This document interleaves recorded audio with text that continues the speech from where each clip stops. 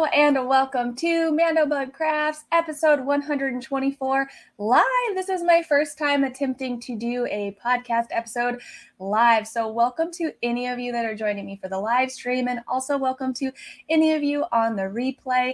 This podcast is sometimes a bi-weekly, sometimes a weekly, sometimes a monthly podcast where I check in and share the things that I'm working on, the things that I finished, the things that I'm making, the things that I'm designing. This episode, I've got mostly crochet, some crochet design, and I do have a knitting project as well. So let's say hi to everybody that's here, and then we can start with something I've learned. Good morning, Lacey. Hey, friends. See y'all soon. Good morning, Unapologetically Mocha Crochet and Crafts. I have one of your patterns that I finished to talk about today. Good morning, Catherine. Hi, Amanda. Good morning, everyone. Hi, good morning, Maud. Thank you all so much for joining me live. And I apologize in advance. I am still having medical issues. They're causing my face to break out now, which is just wonderful. I'm just tired and I might be a little shaky, so apologize in advance, but I'm here to share with you everything that I've done because it's been so long since I've done a podcast episode. I've got, 7 finished objects to share and then some whips. So I'm kind of backlogged on what I've been holding back to talk to you guys about. I figured live was the best way to do this since I've just been so low energy. So let's starting off with something I've learned. I've got notes, thankfully, to keep me on track here. The simple stretchy bind off is a knitting bind off that you can do that will give you something that's not super tight. So if you're not a knitter, you may not be aware that when you have all your live stitches on your final row and you need to close them, and that can be tight at times. So the simple stretchy bind off, I don't think I've actually done this one before. I've done Jenny's surprisingly stretchy bind off. You do like a yarn over and a decrease, but instead for the simple stretchy bind off, you are knitting 2 together instead of slipping them off. So it's creating like a little bit of an extra stitch in between your bind offs. You don't really see it. So here's my bind off edge. You don't really see the extra stitch, but it allows for a looser bind off, not necessarily a super stretchy bind off, but it's not tight like a normal bind off is. So that was part of this darkening shawl. So this knit shawl flew off my needles so fast. So we're moving into finished objects here. So I used 2 balls of Knitting for Olive merino, which is a fingering weight yarn, 100% merino, and it Knitting for Olive merino. And then the other ball is Knitting for Olive soft silk mohair, which is like a lace weight. And it's a merino silk blend. And so I held the 2 together to knit this amazing spooky shawl. It's knit from left to right with a lace repeat. And then when you're done, you pick up along the border and you knit this spooky border that's mostly stockinette, but there's some fun lace techniques that give you these little droopy spooky bits. It reminds me of the tails a little bit in my ghost shawl. It just adds a little bit of spook factor overall. I absolutely love the way that this shawl turned out. And it's massive. It was super easy to wear. It opened up beautifully after blocking, and it just, it's so big you can wrap it around basically in any way, and it's going to go perfectly with my ghost costume this year. It's just like ethereal colored and holy and spooky, and I think it's perfect. Maud, hugs on the medical issues. Thank you. Yeah, I'm sure you can tell I'm just not myself. Good morning, Sunshine. You look great. Love your glasses. Thank you. Yeah, I still haven't attempted contacts since the whole vision thing. I just sticking to my glasses to be safe. My vision is back to normal, thankfully, but I'm just gonna do glasses. Loves virtual hug. Thank you so much. I love it too. That's one of those knit projects that makes me almost want to learn to knit. Not there yet, but it's amazing. Thank you, Lacey. I do. I could definitely see this inspiring Halloween and spooky lovers to want to knit or adventure off to make your own crochet version, because you could definitely freeform some fun, spooky, holy fabric like this. So that's my first finished object. The other one I did share on my live stream with you guys last weekend, so many of you have seen it, but it doesn't hurt to show it off again. That's the Lift Your Spirits shawl. This is my original sample in all of its glory, and I love it absolutely so much. This is the large size, which I call a small blanket size because it goes all the way down to my knees. It is the size of a small blanket. I had someone who disagreed with me pretty strongly that this is not a small blanket and instead considered an ordinary size shawl. I don't know about that, guys. It's pretty massive, but I love it so much. I'm so glad to be able to have shared it all with you all, and I'm so glad that so many of you have enjoyed the crochet along and love your piece just as much as I do.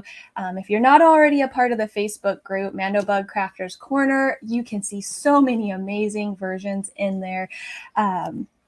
This, if you haven't seen this shawl by chance, it uses 5 hanks of fingering weight yarn. I used Schmutzerella's yarn on her Dude Base, which is a superwash merino nylon blend, in the Unicorn Blood colorway, which is this awesome tonal white and gray. I used glow-in-the-dark lined seed beads from Bead Biz so that my ghosties have a nice little glow-in-the-dark outline to them in the dark. I still need to get photos of the glow-in-the-dark. It's hard, but I did get the hints about using a black light, so I still need to do that. This pattern was free through yesterday in the form of 6 clues, or no, through yesterday. So today I have to go in and update the pattern and condense it into the one PDF, and then it will be for sale.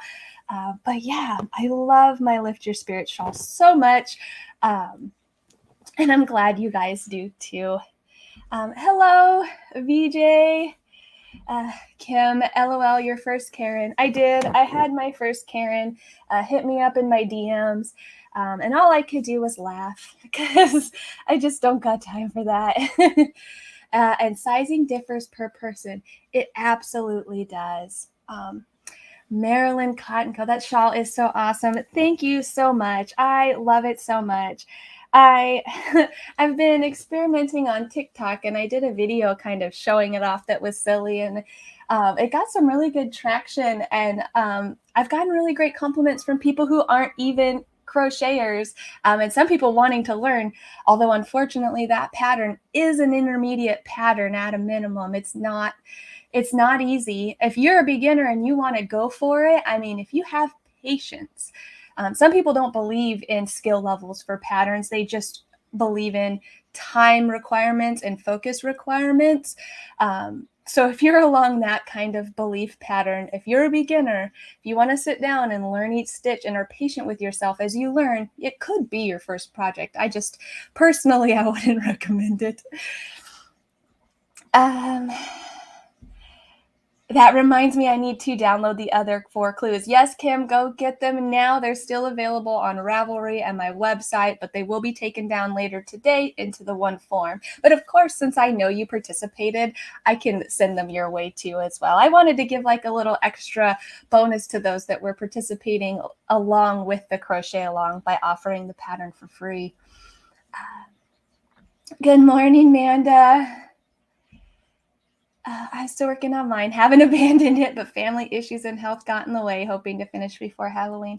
I totally understand. I know it's going to look like I finished a lot, but this is over the last 3 weeks. I didn't touch my crochet hook for several days because I've been having like random shaking. Like I'm fine now for the most part. But sometimes when I crochet, my hands will start shaking, and then that's upsetting because I still don't know why. And I get too upset and I just stop. If you are a beginner, hop in there and join the Facebook group. We will help you any way we can. There are some amazingly talented crocheters there. I agree, Lacey. And Lacey knows, I am one who just loves to help people and help people learn and help people get inspired, even if they don't want my help. Sometimes I have to be careful. But yes, if you have any questions, I am full on pattern support. I will break it down. I will take pictures. I will make videos. So yeah, definitely.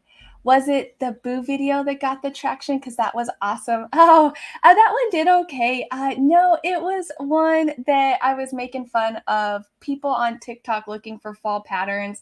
And then I was like my Halloween self dancing in my ghost shawl. Yeah, that one did really well. I think the small version would be a great first project. Oh, well then there you go. You don't think the mouth might be too intimidating? I know that is the most, well, that's not even the most. It's a frustrating part of the pattern, but the most difficult part of the pattern is that it's not symmetrical. So you really have to pay attention to everything as you go stitch by stitch. I tell everyone that Mandobug is the most supportive and helpful and genuinely sweet person ever. Thank you, Lacey. I would agree with that. I do believe that that sums me up well.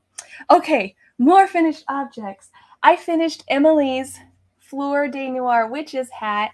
So this is the exact same hat that I made for myself, except for I used Hirschner's worsted 8 Halloween shimmer held double, whereas my hat I used a variety of other yarns. It turned out great. I think that Halloween shimmer yarn would be a great affordable option to make one. I only used one ball to make her size, and her head I think ended up being just a size or two, like a set of increases or two below the adult small. So it is a top-down hat. So you could continue to follow in pattern until you get the size that fits your head, and then add the brim. It is too small for my head. And she likes hers in a straight cone. So I hurried up and finished her hat, so this is the Fleur de Noir Witch's hat by Kat Mayhew on Ravelry. It's a $1.99 pattern. It uses 2 strands of yarn held together. I use worsted. You can also use a DK and a worsted instead, which she mentions. You just don't have as tight of a stiff fabric when you do that, which some of the floppier hats are cute too. I like the stiff ones. And I used a 5mm crochet hook to keep it nice and tight with the 2 strands of worsted weight. So there's Emily's. I flew through her hat so that I could make my white one. This is what I really wanted to do. I wanted to make a white hat to match my Halloween costume, my ghost costume. And so you can see this one fits me a lot better, and I like to do my little crook in the top. I love this pattern so much. So the lights are blowing out my hat, but it is the exact same yarn, but in white. So this is Hirschner's worsted 8 Halloween shimmer in white. I used 2 strands held together with a 5mm hook, and I believe I made myself the adult medium size. That's the other thing. If you're not necessarily meeting her gauge, if yours is smaller than hers, you can just go up in size. Like I normally wear an adult small. So I think my gauge was just a little tighter than hers. So I went up to the medium and it fits amazingly. I did the brim exactly how she recommends in the pattern. I love how wide it is. I love the way it fits. I love the way it looks. I love this pattern so much. It is a little different than your traditional witch's hat patterns because, and you can see my nasty seam there. I didn't do a great job of trying to make my seam seamless, so you can see it. So let's not look at that. It's got this awesome texture to it, which I really love about it. There's not a lot of dimension to the white yarn though, so I do think that this one might benefit from like a ribbon here. I could either crochet something and tie it on, or put, a spooky looking ribbon. Maybe one of those clear ones with the spider webs on them. I have a Ben Franklin's craft store nearby. Maybe I'll have to go check out their ribbon selection. And then I know Kat, the designer, had commented on one of my videos and said, how cute would it be if I added a little spider dangling from the tip too, like spider web ribbon? And I feel like that needs to happen. I definitely say advanced beginner minimum for the shawl. See, It's pretty difficult. It requires a lot of focus. Amanda, is your blood sugar normal? Electrolytes, vaccine side effects. So I did finally get into my primary care, and they ran a blood work on me because that was the first thing they were saying is vitamin mineral deficiency or electrolyte imbalances, which I know I have a great diet, and I highly doubted that. And I take prenatals. My blood back my vitals are stable, and my blood work came back clean. I am super healthy in the eyes of these tests, unfortunately, because that means we still don't know what's going on. I love the white one, right? I almost wish that I had done it in a light gray instead. Sorry, I've got to. But I still like the white. I love it with the crooked top. Yeah, it's my favorite. And the fact that because it's so stiff, it's moldable like that. Like you can literally crunch it and then like straighten it back out, and it does not even care. Like it's great. Oh, flowers would look cool too, like a Day of the Dead kind of a witch thing. Oh, I love it. Okay, so that is the Fleur de Noir witch's hat. I've also finished Annie's Pinafore. Now, this was back from my challenge to myself to design with all of the yarn in the Lion Brand mystery box. And this is Vanna's Choice, which I am familiar with, and I do enjoy that acrylic. I'm trying to tell which one's the front and which one's the back. The way that it hangs, it's hard to see because the front panel hangs lower than the back panel. So yeah, this is Vanna's Choice, and I designed this little adorable little pinafore for Annie, and it fits so adorably. I made it kind of short so that she could still crawl with it on because she's not quite walking, even though she is in a 2-year-old size. So this is the 2-year-old size.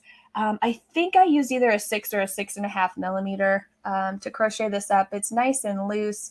It's got some texture on it. I love the little texture around the waistband here.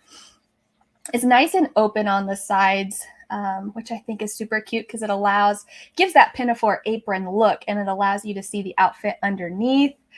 And then it's got extra ripples to it with that texture again along the bottom. I think it's super, super cute, and I'm super happy with the way that it turned out.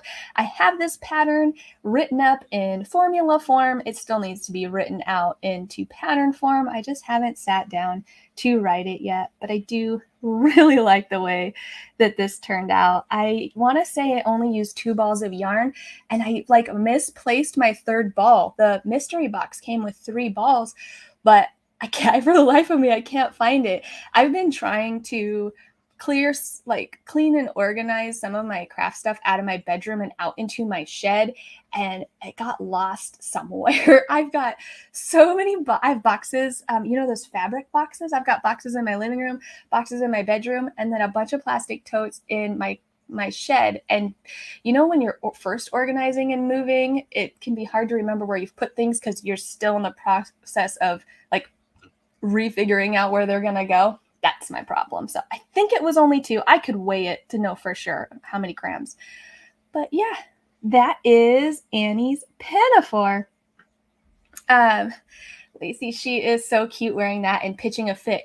Yeah, so I put it on her immediately to check that my strap measurements fit. So you make the front, you make the back, and then you join them together and you make the skirt. And then you go back and make the straps afterwards. And I designed it that way so that you could customize the length of the straps because I didn't want to have to fuss with buttons. So I did the straps according to the measurements I had taken and was just wanting to make sure it fit the way that I was hoping it to. Because if you make the straps too long, the waist is not going to sit at the waist. And that was what I was worried about. So I threw it on her to see, and she looked super cute. I snapped a photo real quick, and then she started trying to rip it off. And when she realized she couldn't get out of it, she just started screaming her head off. Oh, adorable. Thank you. Oh no, never clean the craft mess. That's when you lose everything. It really is though. When my crafts are in chaos, I know where everything is. So that's exactly. See, you get me. We have the same disorganized, organized style of like, well, I've been keeping it in this pile, but now that I've cleaned up, I don't remember where I put it. So that's Annie's Pinafore. So Mocha, I've got your mitts. So I made a giant order from Hobbii. You may have seen my unboxing. And I bought some Metallico. Metallico is this amazing DK weight, or maybe it's worsted weight, chainette structure. It's like stuffed full of fiber, and it's got a little bit of a fuzz factor to it where the fiber comes through this chain. It is light, it is smooth, it is soft, and it is shiny. It looks like chainmail. So when I saw it was on sale for $3, I wanted to give it a try, and I knew that Kim of Unapologetically Mocha Crochet and Crafts had designed these Ren Fair fingerless mitts. So I thought, well, I already know a pattern that calls for them, and this is perfect for that because it literally looks like chainmail. So I snagged her pattern off of Etsy, which her Etsy is called These Three Things Boutique. And I made a pair. Now, I don't know how I think they're intended to fit like this. This is how I wear them. Excuse me.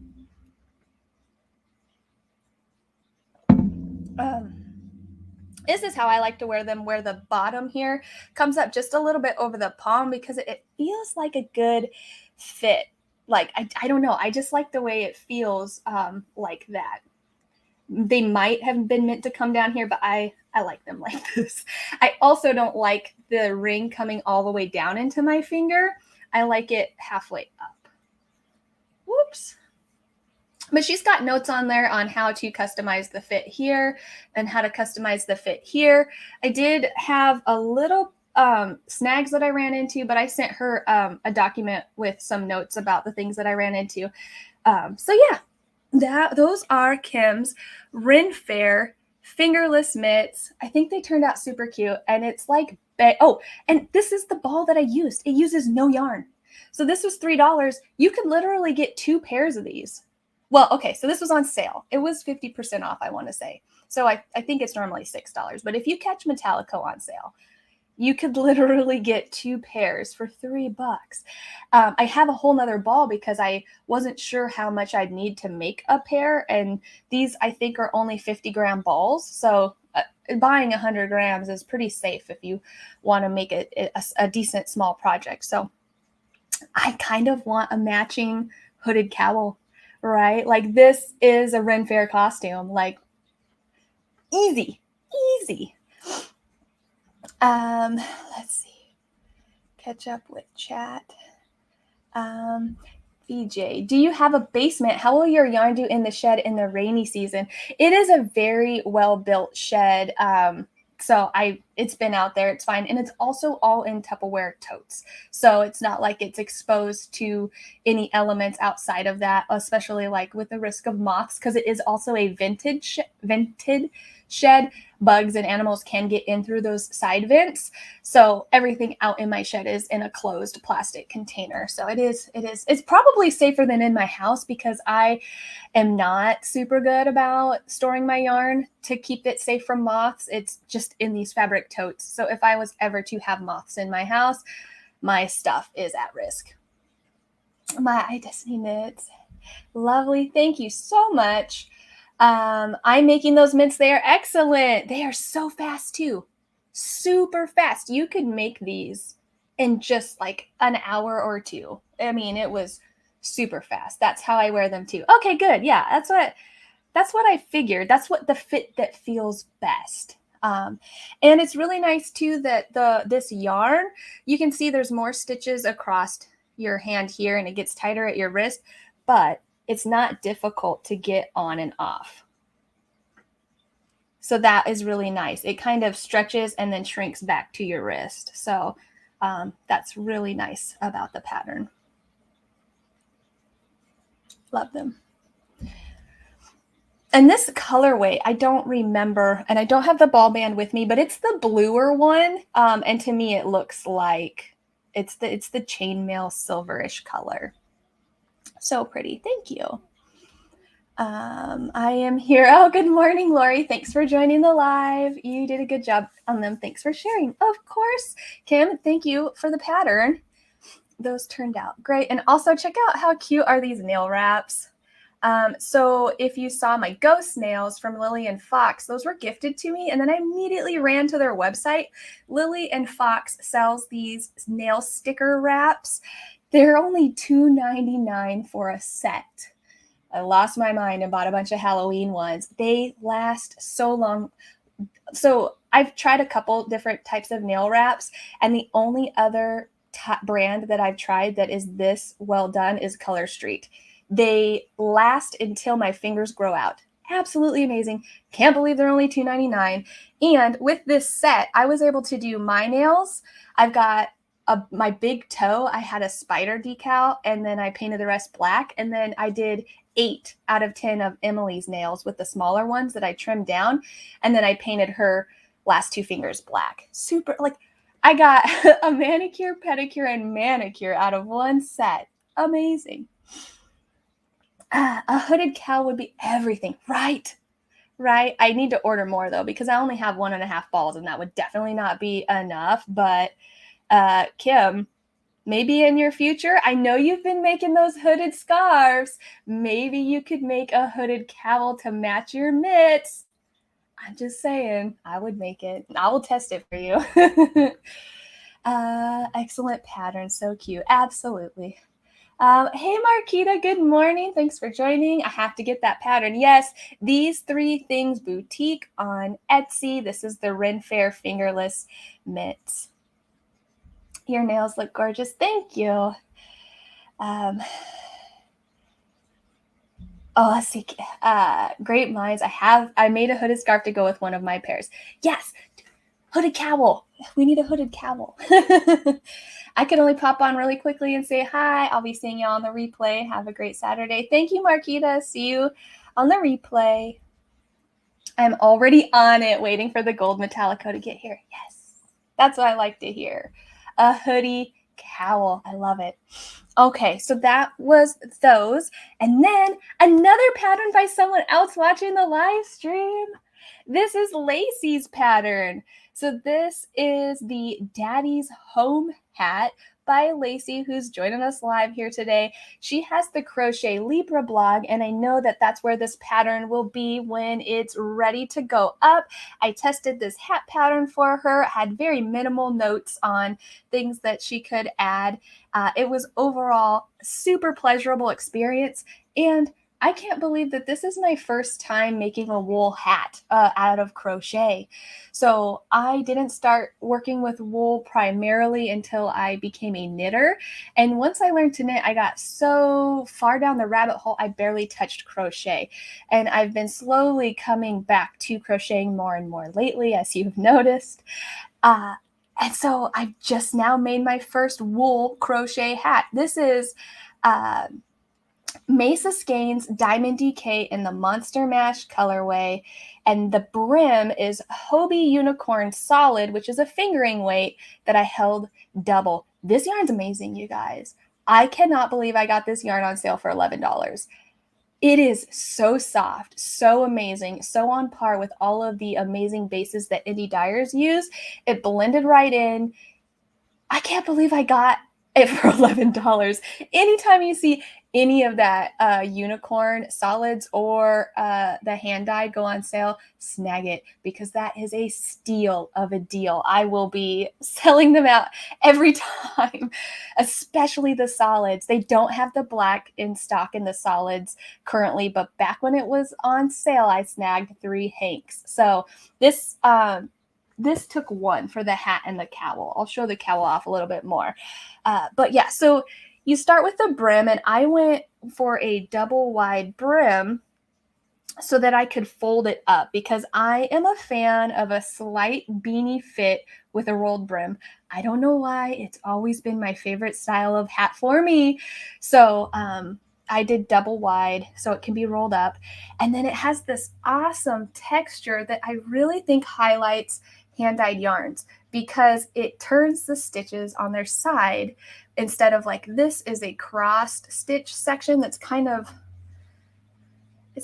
open. You can see my hands back there, and you can see how the yarn would have worked up in like a vertical stitch pattern.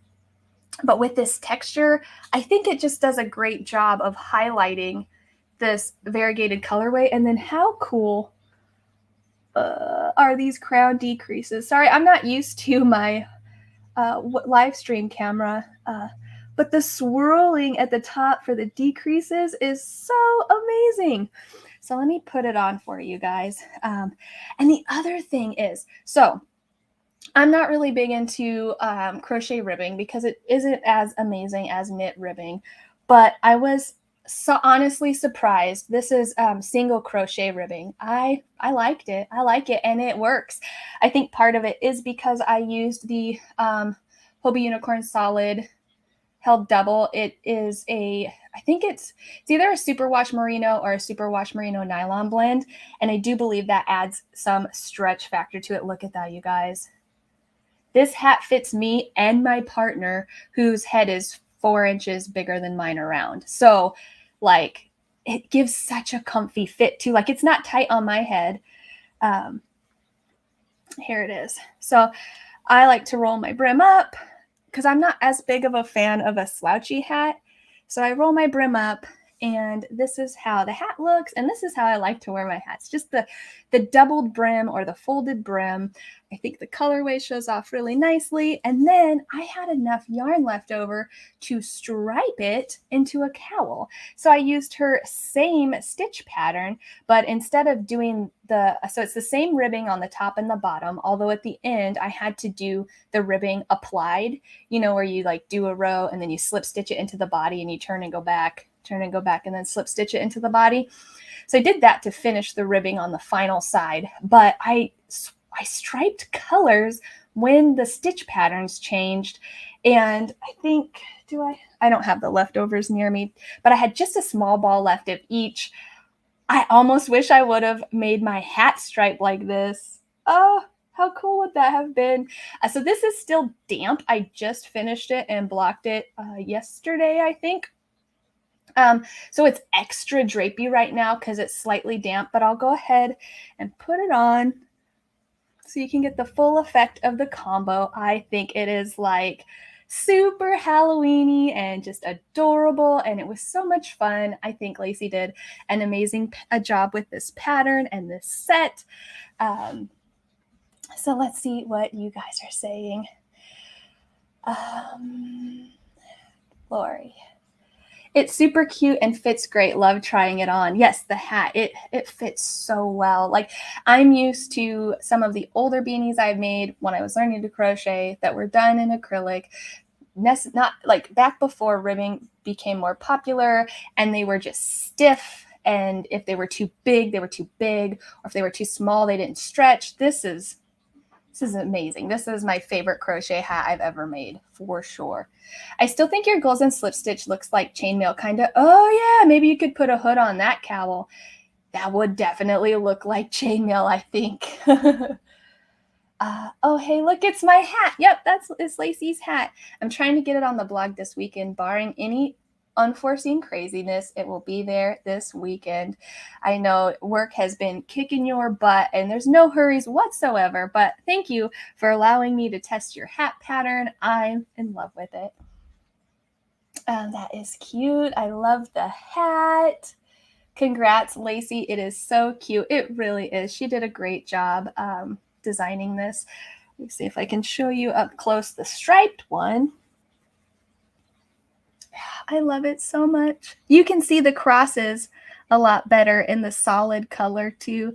So that is an option if you didn't want to make it all in a variegated. If you wanted to use a variegated with the solid, I think striping is a really great option. Thank you, VJ, and thank you, and thank you. Yeah, it's a wonderful pattern. I love a thick single crocheted ribbed crochet hat band because it feels so comfy, cozy, and squishy. She's right. I mean, I don't know if I would have loved it as much single.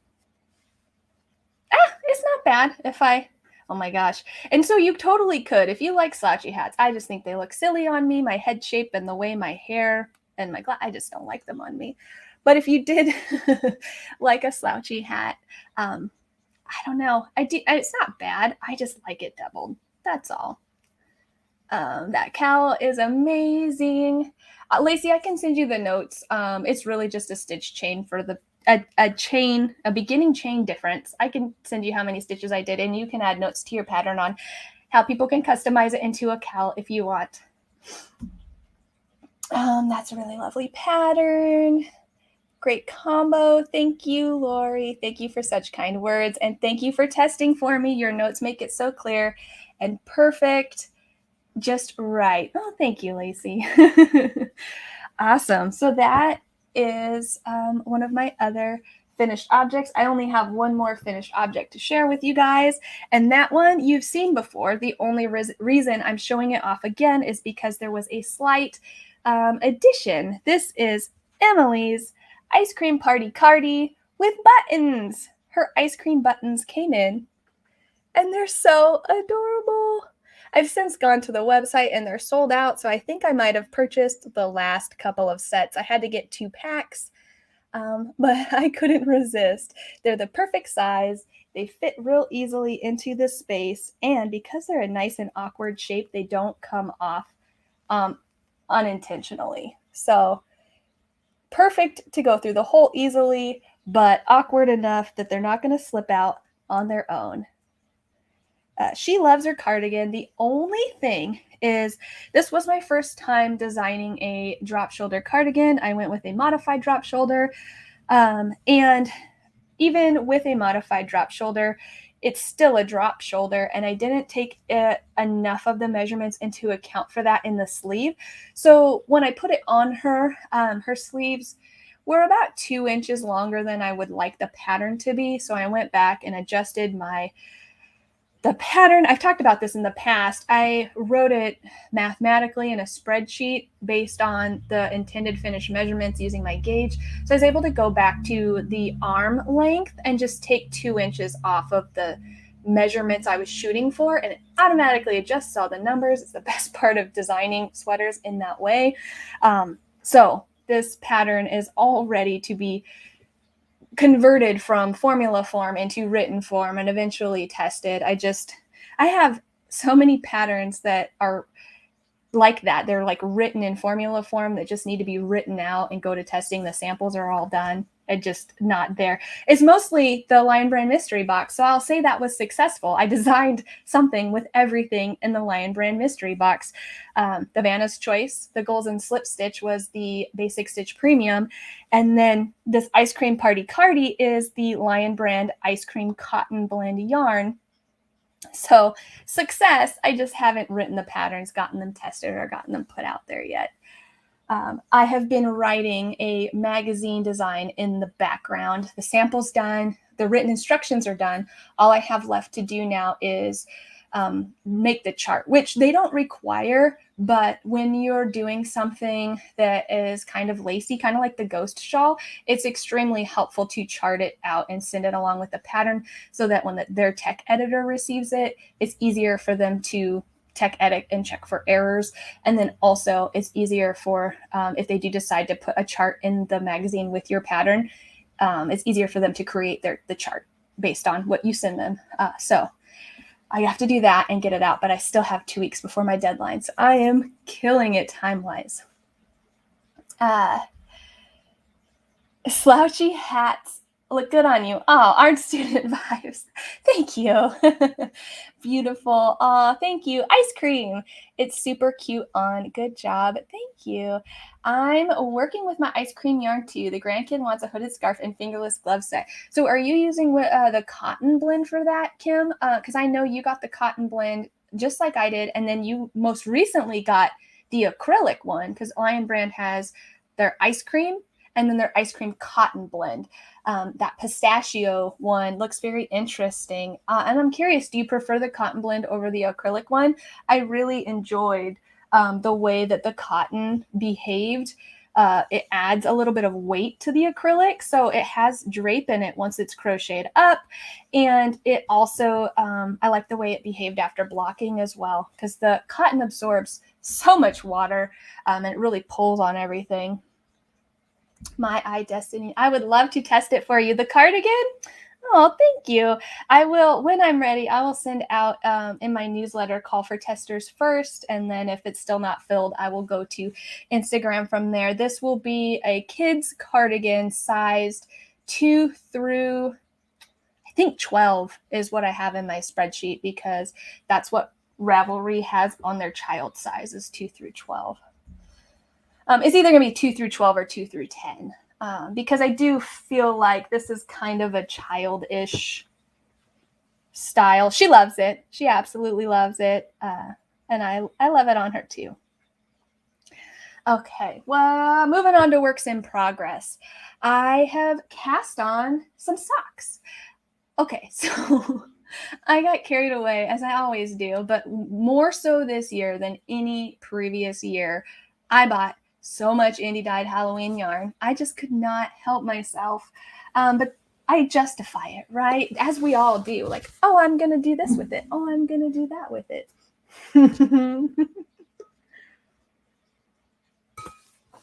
I knit these socks last Halloween. This is my own original design that I named Witch's Brew socks, and I knit them using hand spun out of a Paradise Fibers subscription box from October of last year. And I used some yarn out of Stash. It is Haiku Kensington for the black contrast. I had some issues designing these, some things I didn't think of in advance, some things I had to fix, and I'm not happy with this pair because I did my increases after the heel, and they really needed to happen more in the calf because they're baggy in my ankle. So I want to retest my modifications, and then I can get this pattern out. But because this was hand spun, I have been dying to find a similar colored yarn, and I couldn't find one anywhere until Mesa Skeins put out her Halloween and fall collection, and she has a colorway called Vintage Witch that is not as solid as this is, but it is the same colors. It's this pale purple and this pale green, and she has a black called Shadow Cat. So I ordered 2 hanks of Vintage Witch on her heart worsted base. Exact same colors. It's variegated and it comes out to like an almost striping pattern, but it's the same colors. And this was the closest I could find. And I've been searching since last Halloween. It's just not a very common color that dyers use. And because this is Witch's Brew socks and this is Vintage Witch, I thought it was just perfect. So this is Vintage Witch. And then Shadow Cat, which is the black. I think I'm only going to need 1 hank for the contrast colors. I hope I don't run out. So I have just started the toe. So we've got the black toe, the little black witch's hats, and now I'm knitting up the body in Vintage Witch. So it's not the same colors. Like, it's not the same dye style, but it's the same colors. And it is close enough for me. It's as close as I'm going to get since that was hand spun. Dyeing this kind of gradient is difficult. So I knew I wasn't going to get anything exactly the same. But I loved having the purple and the green in it. And this has the purple and the green in it. And it's doing this fun variegated pooling that I absolutely love. And then I've got this little stitch marker on here, this little pumpkin. He is so cute.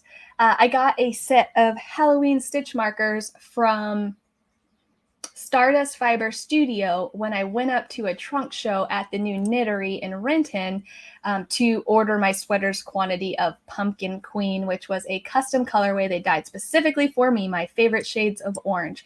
So while I was up there, I custom ordered that yarn and then picked up the Halloween set of stitch markers. I've got a pumpkin, there's like a ghost and some teeth and a witch.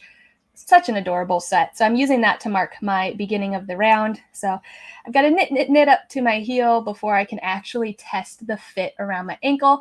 I'm so happy that even though this was hand spun and I knew it was a heavy worsted weight, her worsted base is giving me a great dense gauge on the needles I chose, and it's almost identical in size. So super excited about that. Kim said she's using the cotton, same color as yours. Weirdly enough, they don't feel that much different. Oh, but the cotton is definitely heavier. Yeah, I don't know why cotton is just, it is just so much heavier per inch. Yes, please. Well, since Layla just got into an adult's large, I don't have any babies to make it for. That's okay, Lacey. Good girl. I fully support your purchases. If anyone needs a very reliable enabler, y'all just hit me up. I can justify any crochet purchase you need. The perk to having a channel, I have to buy this yarn and need content for videos. I more often than not, it's I need to buy this yarn for a design is how I justify it. And then I start all these designs and have more going than I can reasonably get out because I just hop around instead of following one through to the end. Lots of heart emojis. Nice. Thank you. I finally made it to one of your lives. Well, hello, Adventure Time Fanatic 143. I'm glad that you made it to one of my lives. Lacey, Amanda, those are so cute. Can I give you something to think on? Maybe keep the stitch count available for the bigger ankles. That is a place that a lot of older women have swelling in. That is a great point. And it's not that it gets smaller in the ankles. It's just that well, I don't know. What I could do is I could have an option for increasing early versus increasing later. That might be difficult though. That is something to think about though. I've never considered socks being tight in the ankle generally because the whole thing is that the increases are for the calf. So unless the ankle is the size of a calf, it's going to be baggy. I need to think about that. Because yeah, otherwise, so my whole problem with these socks in the beginning was that colorwork knitting is tight. You have strands, you have these locked floats, and they do not give at all. And socks in stockinette are generally very stretchy.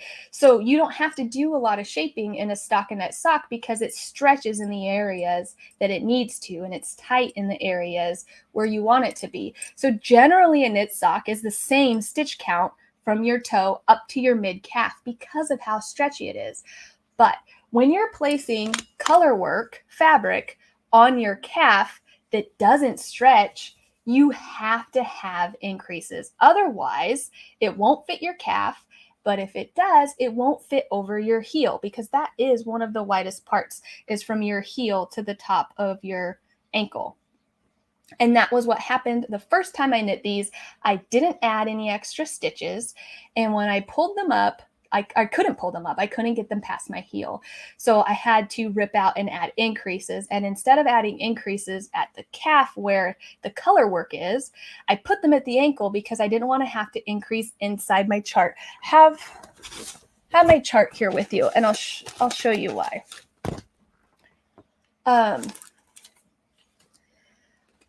This is the way the chart works because the pattern starts on the side of your ankle where the beginning of your row is. The increases are in between the chart, so you don't have to worry about messing up the chart. But see this section here that looks rather phallic? Those are stitches that don't exist because they haven't been made yet. They're made after the increases. So I just didn't want to fuss with that in the chart, so I threw the increases in the ankle. It was a bad idea because it's just super loose there. I do believe that because there's no color work in the ankle, the regular stitch count should still stretch over swollen ankles. When I look at that sock, it is the exact same shape as my mother-in-law's foot, ankle, and leg. Then that made me think, Lord, how would I ever make her a normal sock pattern? Oh, thank you. Yeah, I have to draw everything before I can make it. So that is my socks. Oh, I have the actual charted one here in my bag, which this fabric is so cool, by the way. It glows in the dark, these pumpkins. I absolutely love it. This is a Hooked by Happenstance bag. I don't believe she's making bags for sale anymore, but I was able to snag this large project bag back when she was, and I love it. I use it all the time because it's the perfect size for just about everything. But yeah, I have it in here with all the notes of what I'm doing as I'm doing it. In that chart, I used Stitch Fiddle to make that chart. Okay. And then I've got one more work in progress, which is another order from Mesa Skeins. I snagged her Halloween box. I set an alarm and I was on her website ready to go because I could not pass up the opportunity to get her Halloween box. It came with this amazing project bag, and it came with 5 50-gram hanks of yarn. So I have started a shawl design, and I've been calling it the 550 fade because it uses 5 50-gram hanks of yarn. Let me show you the colors, and then I'll show you what I've got going on. So all of these colors are available for sale in her Halloween and Fall collection, except for Monster Mash was a limited edition. So this one's Monster Mash, which is the same colorway that you saw in my hat and cowl. This is on her fingering weight base, which I don't have the label for. I don't remember what it's called. But here we go. So there is a this one's showing up kind of blue on camera, but it's really a purple. I don't know why it's showing so blue. But there's the Shadow Cat, this one, Shadow Cat. There's the green, the orange, and the purple. I don't remember those colorways. And then the Monster Mash. And so those all came in the Halloween box with an amazing candle. It smells like sugary pumpkin spice. And it's so slow burning. I've been burning it and I've barely made a dent in it. And then it came with, I brought the tea here. This tea is so good. It came with this Wicked Witch tea. And it is, she describes it as a haunted pumpkin Earl Grey, which I was a little worried because I don't like Earl Grey. But the Earl Grey is not super strong. It's has a very strong pumpkin spice aroma. It's very heavy on the cinnamon side. So it's like this slightly sweet cinnamon tea. I love it. My partner David loves it. And this is packed full of tea. Like I made a 16-ounce cup yesterday and you can barely tell any of it's missing. So I'm super excited. Love the tea. And then it also came with a stitch marker and her limited edition sticker, which my stitch marker is on my shawl. So I just sketched up a way to fade the 3 colors, and I'm going with a basic shallow triangle shawl. So what it will do, okay, well, let me show you the stitch marker first.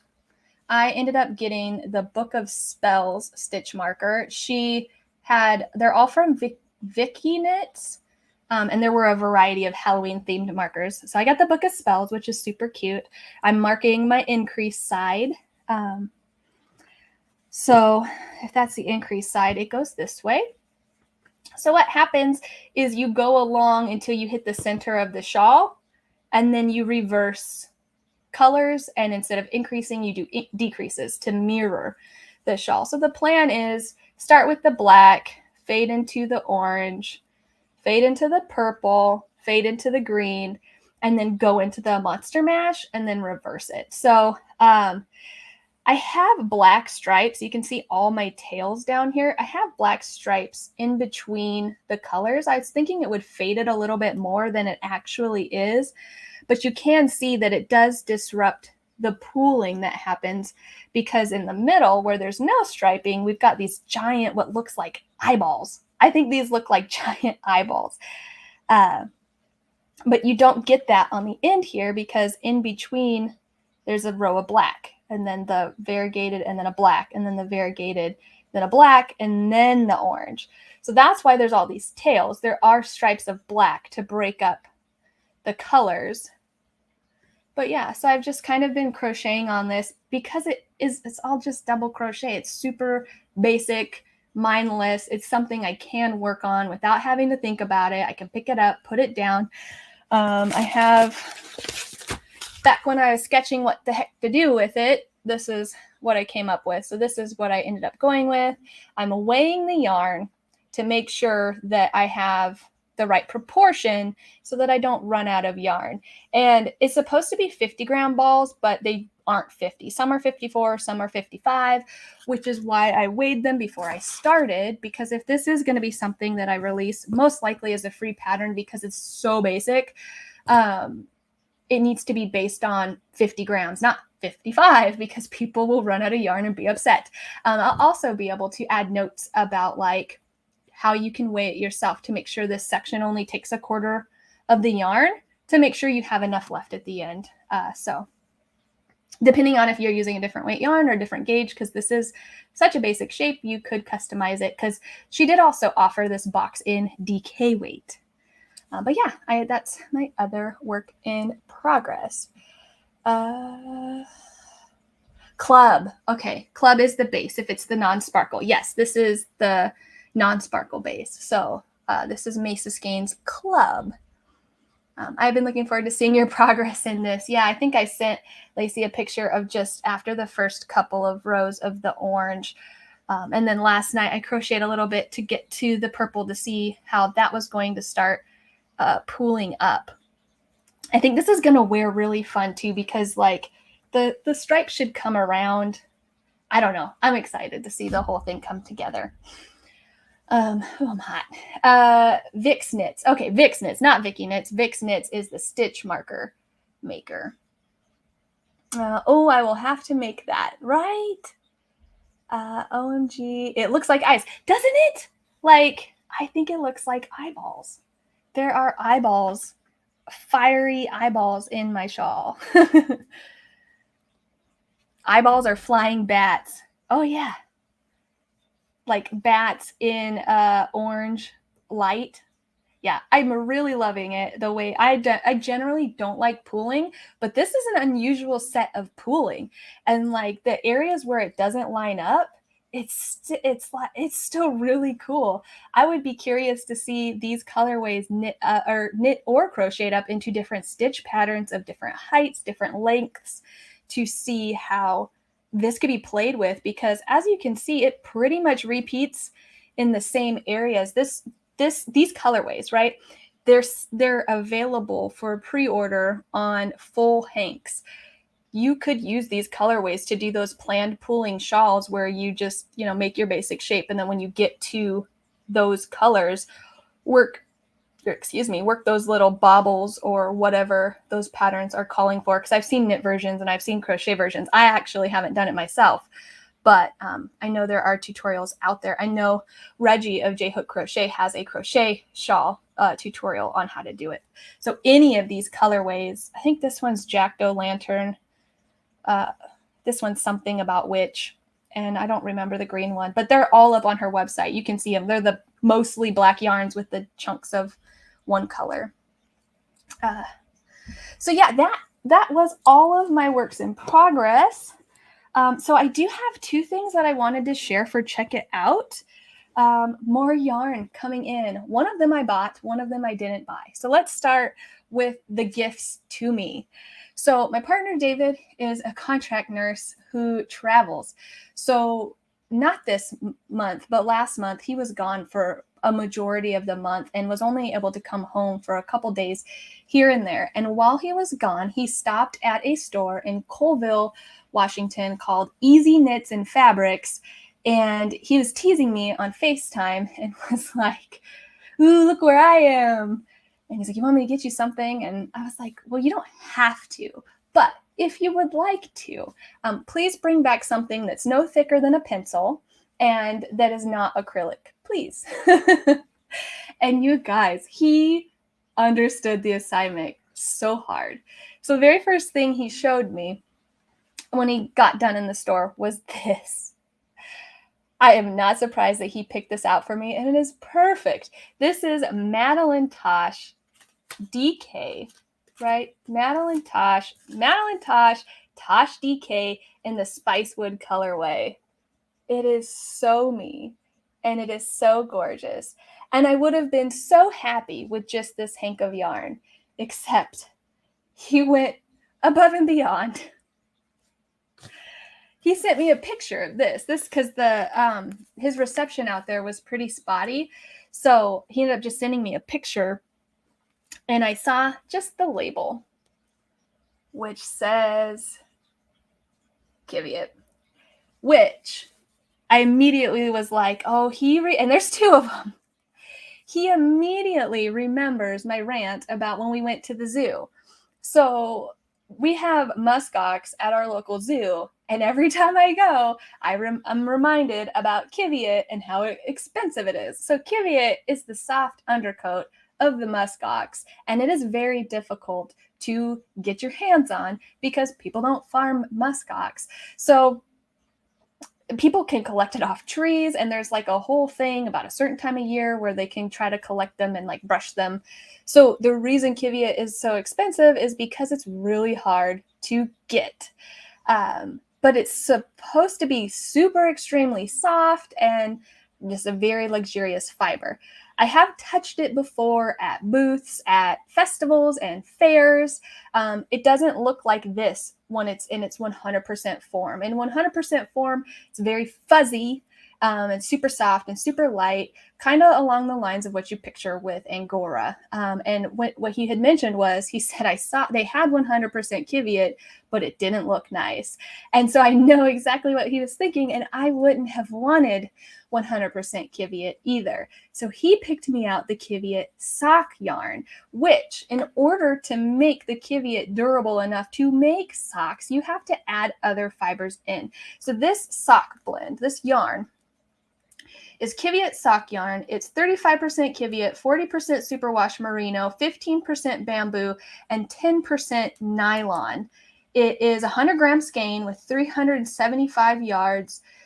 It says hand wash in cool water, lay flat to dry. This is the Summer Flowers colorway, and this is Wild Iris. You can tell that the base itself is a brown color because of the way the dyes have taken to it. It's got a high twist, this slight halo, those white flecks that you see in there, that's the bamboo. It doesn't take dye the same way that the other natural fibers take dye, so it gives kind of that soft white flecks to the whole thing. This yarn's extremely expensive. Extremely expensive. He did not get a receipt, but he said they were over $100 each. So why he bought me two, I have no idea, but probably because he was thinking I needed enough to make something, which I will not be making socks. All that to say, I wouldn't say it's any softer than a cashmere merino blend that I've bought in the past. So, I really think the price point comes down to the accessibility of getting your hands on Kiviat.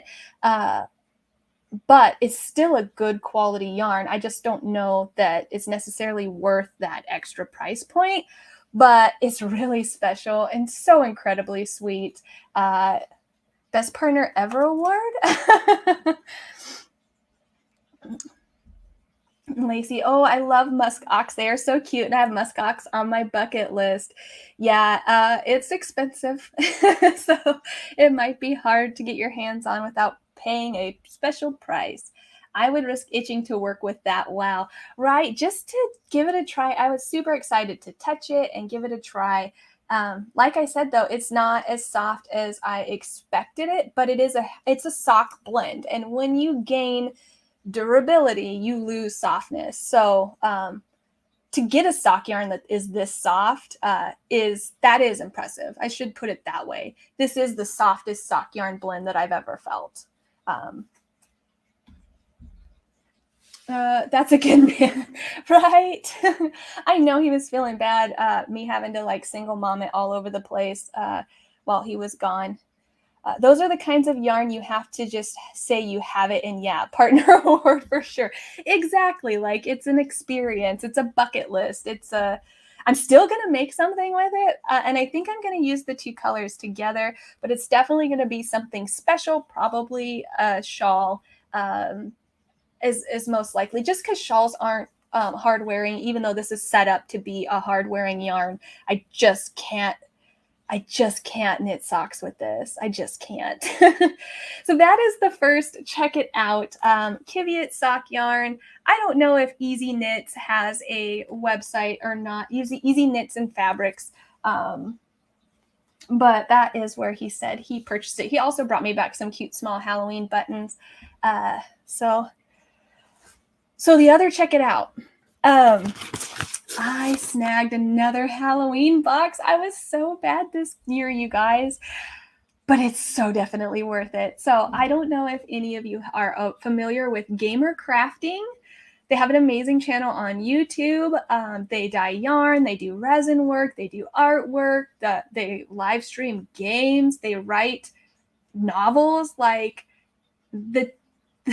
these people are amazing. So if you're not already aware, gamer crafting, go check out their website, check out their YouTube channel, all of their social medias.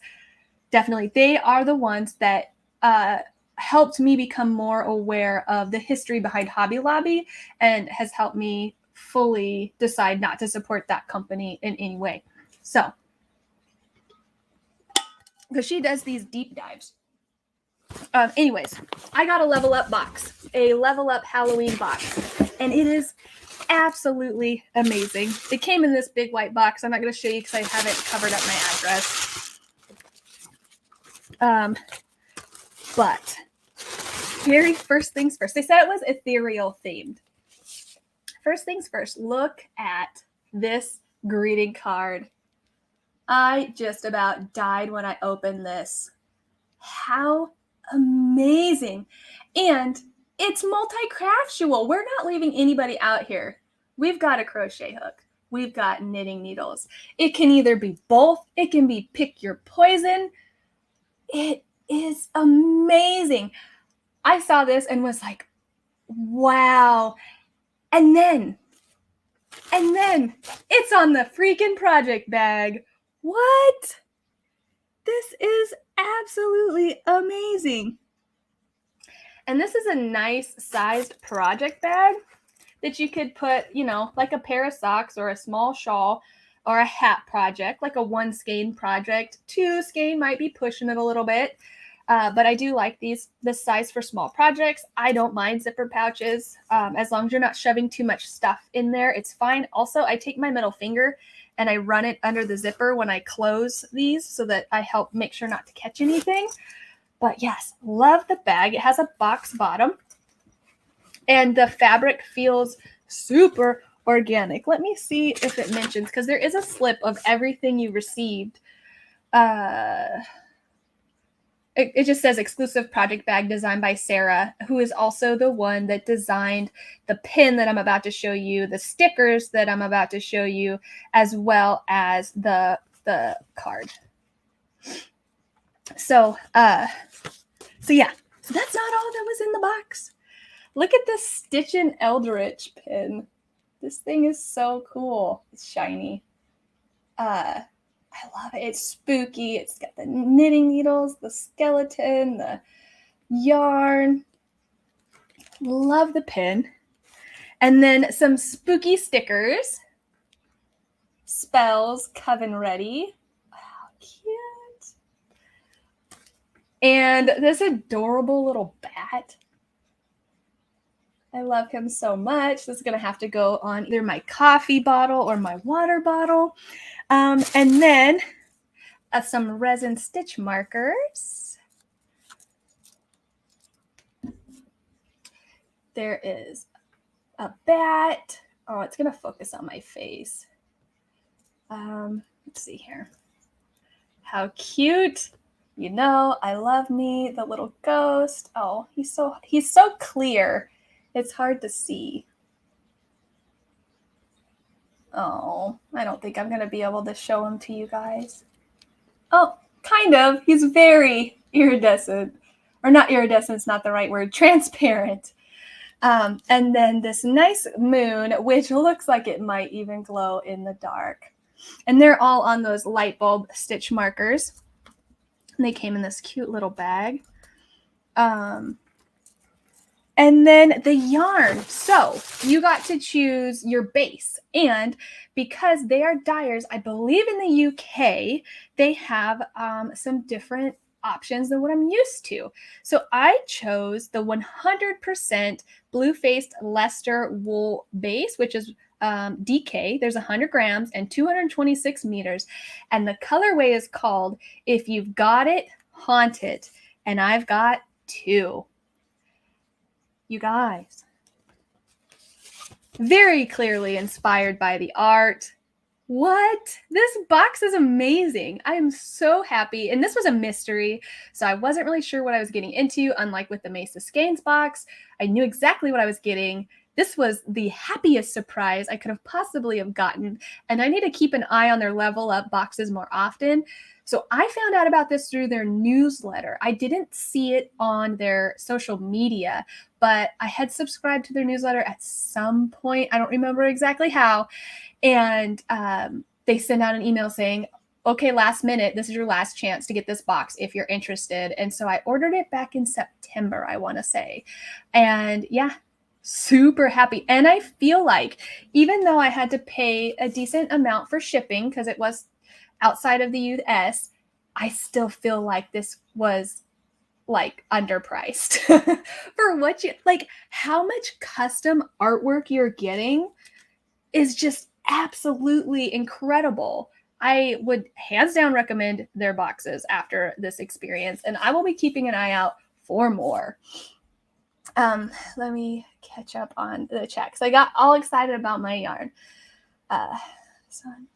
Let's see. I have a dream of moving to Ireland and buying a fiber farm. Oh, on it, I want some sheep and all my fave breeds, alpaca, of course, bison, and muskox so far. You can come with me if you want. Lacey, you just need to move up here and we can have a fiber farm up here in Washington. It's not difficult to do it here. It's not, I don't know what the weather is like in Ireland, but we can have sheep here. I know my friend Lori does. She's got a small flock of Shetland, so we could do that. Love that channel. Yeah, Gamer Crafting. Check them out for sure. I wish I was feeling up to my normal self because I would have put all of the description, all the links in the description box below. But unfortunately, I barely am able to throw this together. I'm definitely visit your farm in Ireland, Lacey. And some Samoyeds for the best dog yarn. Aw, they are super sweet. I think I'm going to stick to the border collies. I know that's what Lori uses to herd her sheep around. High energy, but smart. I love Gamer Crafting and Vibe. Her Instagram is super good. It definitely is. I haven't seen anything that I dislike. Hi, Samantha. Thanks for joining the live stream. That art is gorgeous. I can't get over it. And like this card, it came with an envelope. I believe they called it a greeting card.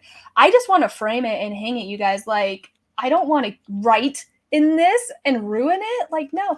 But if you were going to do that, this is, it's a very thick, like, cardstock paper. It is super high quality. Like, I don't know. This is almost my favorite part of the entire box. I love the yarn too, and that the yarn matches, and it's going to work up beautifully.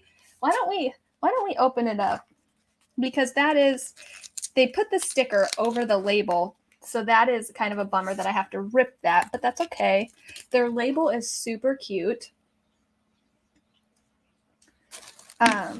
This is my first yarn from them, actually. Oh, and it also came with a mini that is a really big mini, by the way. I did forget to mention that.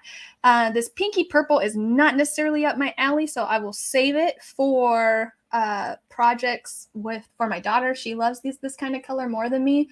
I might be able to fade this into a purple and get it to work for me, but or it could work as a contrasting color in some socks.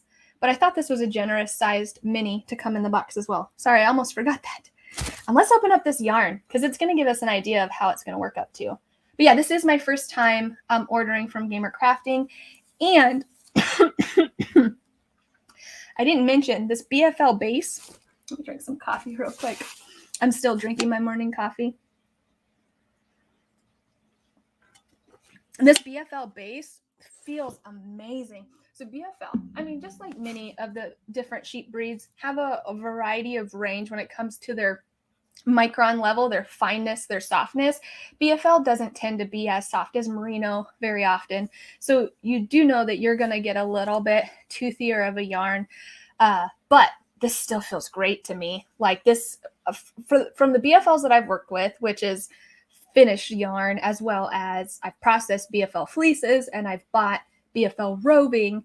This is what feels like a very nice quality BFL, especially for being natural. It's not superwash. So I'm in love with this base, and it has a super nice high twist, which I always appreciate. But look at that color. This is gorgeous. This is going to have a fun semi-pooling effect. Let me see if I can.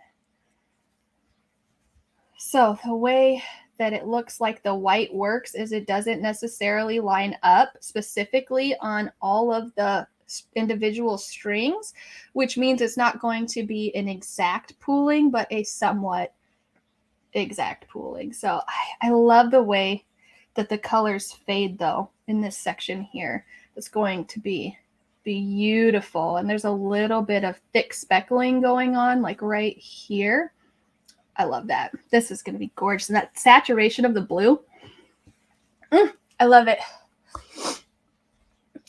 Samantha, how are you doing today, Amanda? Are you using StreamYard? I am using StreamYard, and I am doing okay. I am hanging in there. Hello again. Am I not on live chat? It's hard to say. Yum, love it. Oh, okay. Let me grab my hubby, kids, pets, and yarn. I'm on the way, Amanda. Yeah, we just need to have a couple people move up here. We'll have a small farm. It'll be great. Come on, location change, but the fiber farm is a go. Lori, I miss my BFLs. So I got to pet and feed Lori's BFL cross sheep. So sweet, super cute. Their fleeces were a pain in the butt, especially because it was the very first time I was ever processing a fleece, and it was their baby fleece, and BFL locks are super tight. Like, if you want to have fun, you can go back and watch some of my early Mandobug crafts episodes where I like literally don't know what I'm doing trying to process these fleeces, and it's quite hilarious.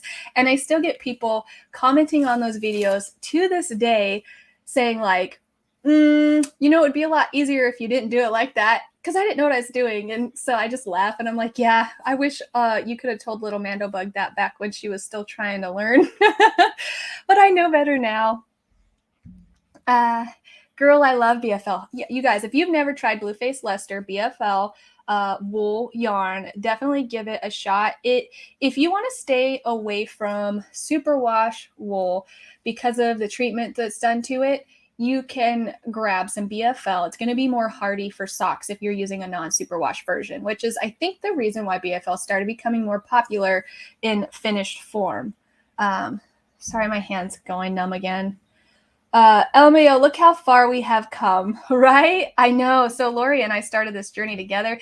She got sheep before she even spun. It was to work with her dogs and herding, and then we got to know each other, and she sent me the fleece, but then eventually I taught her how to spin, and we got drum carders together, and we processed fleece together. Best friendship ever. And if you don't know, she is my ex-husband's stepmom, so we became best friends. There's no splitting that up. So lucky to have her in my life and have her as my kids' grandmother. So that was all I wanted to share for Check It Out. Moving on to Let's Chat. Before I talk about the health stuff going on, I grow pumpkins every year, and I wanted to talk about that. I originally planned to pre-record this and edit it, but it's just not going to happen with everything going on. I planted miniature pumpkins that are orange, white regular sized pumpkins, and orange regular sized pumpkins. And then we had, what do they call them, volunteers, where like compost seeds grow.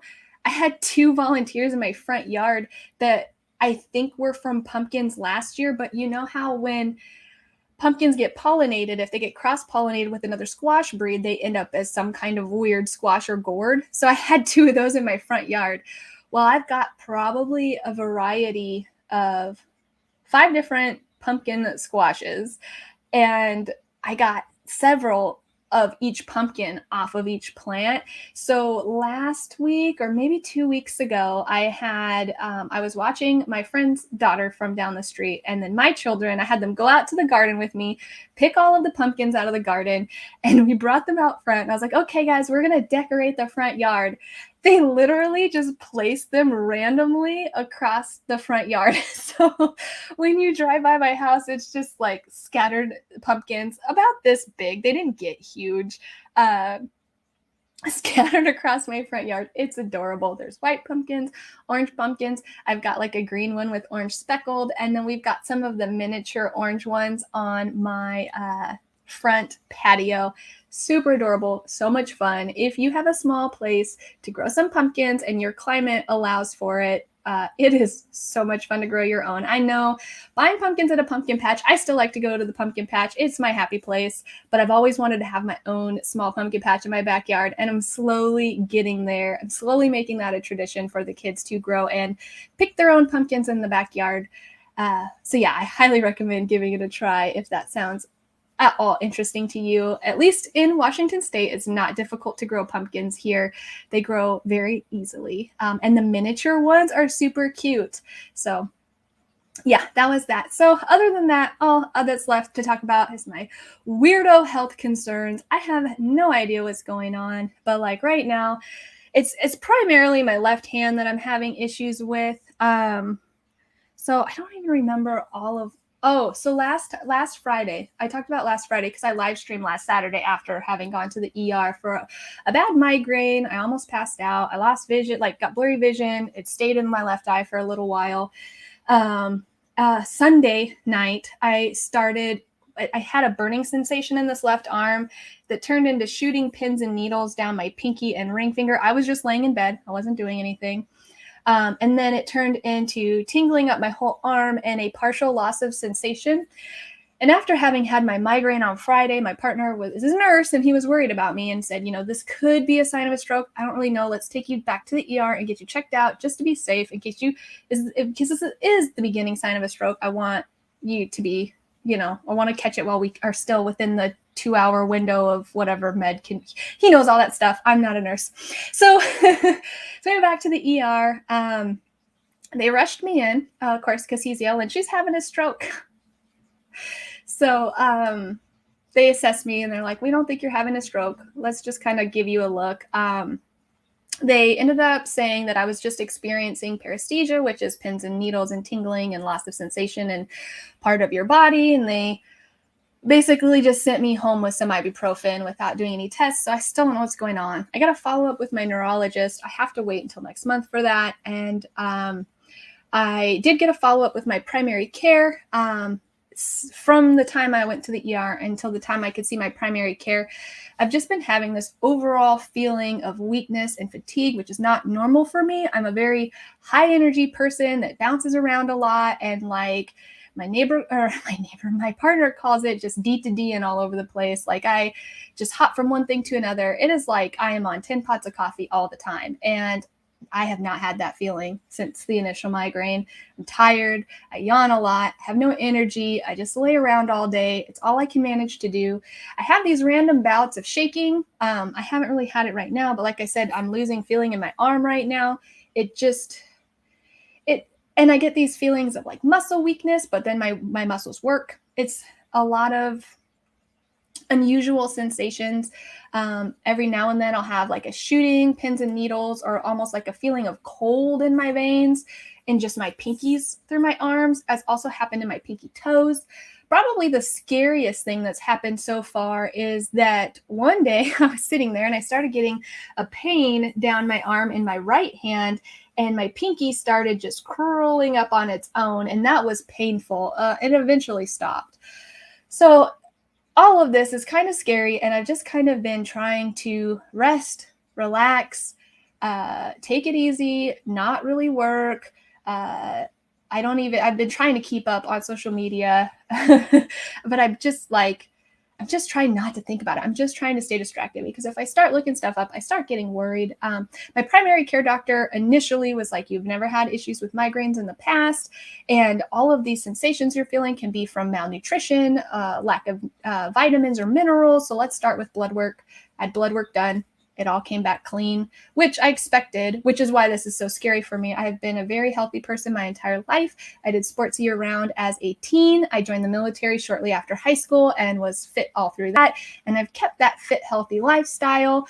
I exercise regularly, which I haven't been lately because of everything going on, but like pretty healthy. So I think there's something underlying going on. And to those of you asking about, I'm not vaccinated. I did get COVID. So that can't be ruled out. My doctor did express that he does not think that this is COVID related. But who knows? Because it was months ago that I had it, and I just started having these symptoms more recently. My grandmother has MS. He's not really concerned about that right now. They just want me to wait and see how my symptoms continue to present. And they said I shouldn't really need to go to the ER unless I'm having a migraine that doesn't get better with medication. So just kind of hanging out and waiting. And thankfully, David's been able to stay home from work and help me with the baby, because when things were at its worst, I was like trying to type on the computer or trying to text on my phone, and my fingers would just like jolt out of place, not where they're supposed to go. And like I said, sometimes when I knit or crochet, my hands will start shaking and I can't get them into the stitches where they're supposed to go. That stuff kind of freaks me out, so I just stopped doing anything. It's just not normal. Oh yeah, diabetes was another thing that was brought up, but my blood work, it all came back clean. Everything is right where it's supposed to be. So yeah, let me just catch up on chat. I agree. Love you. I love you, Lori. Did they rule out long haul COVID syndrome, or is that still a possibility? So they haven't really ruled out anything because my symptoms just started. They just want to keep watching them. And the only thing they've been able to rule out now, because the only test they've done is I'm not pregnant. The ER did a pregnancy test before they treated my migraine. And then my blood work came back clean. So they can most likely rule out vitamin, mineral, and electrolyte deficiencies, as well as diabetes and thyroid problems. So it's none of those things. I'm sure you will get back to normal before you know it. I hope so. At least that's what I'm speaking into existence for you. Thank you. Take it easy and heal your body. Thank you, Lacey. I appreciate it. Immediately, in case it was something with nutrients, and I take a prenatal because I'm still breastfeeding, David started getting a lot of fresh vegetables and juice and really like juicing things for me and adding that on top of my regular diet to make sure I was getting my proper nutrients. And it's just good for you, a little chunk of raw turmeric in the morning. So I do everything he tells me to. We're just waiting. Look at the crochet nurse and try some of the next exercises. You might have a pinched nerve in your back. I really hope it's something like that. That would be amazing. Definitely. I hope that the B12 was the first thing they looked at, Mod. That was the very first thing he said was, a B12 deficiency can cause this, but my B12 range came back normal, and there's B12 in my prenatal. Because you can still have a deficiency with okay blood work. My B12 deficiency gave me neurology symptoms. Oh, I'm so sorry. And that was the very first thing that he had said was this could just be a B12 thing. He asked me if I was on a vegan diet, which I'm not. I primarily eat vegetarian, but I do eat meat like 1 to 3 times a week.